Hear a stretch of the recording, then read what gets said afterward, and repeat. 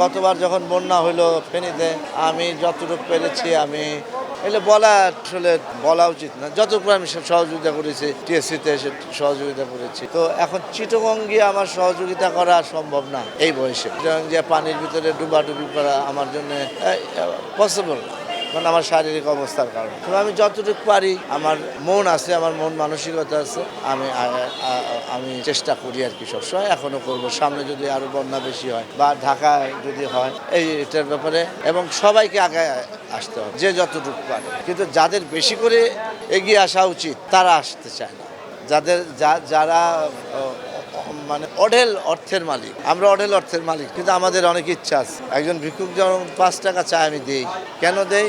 মনে করি যে না, অনেকে মনে করেন এই করে সেই করে অমুক করে, এই খায় সেই খায়, আমি এগুলো চিন্তা করি না। আমি যদি অভাব আছে দেখি, তবে কিছুটা দেখে নেই।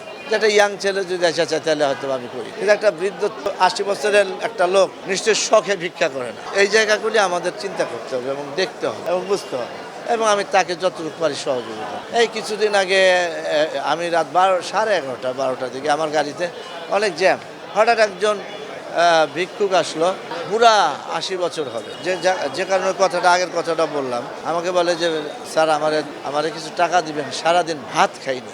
শব্দটা শুনে ভাল লাগে না, ভাত খাই না সারাদিন। এমনি পাইতে আমার 2টা টাকা দেন এক জিনিস, আর আমি সারাদিন ভাত খাইনি। পরে আমি 200 টাকা দিচ্ছি। দেওয়ার পরে আমি যখন আসছি তখন আমি চিন্তা করলাম, এই যে আমি আজকে 200 টাকা দিলাম, কালকে তো আমি এখানে আসবো, কালকে 100 টাকা বা 200 টাকা ও কই পাবে, কালকে কি খাবে?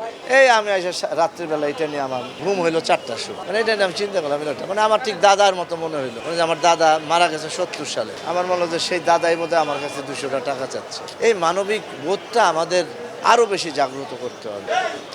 জাগ্রত নাই আমি এটা বলতে চাই না, কিন্তু আরো বেশি জাগ্রত হইতে হবে, প্রতিটি মানুষের হওয়া উচিত এই জিনিসটা।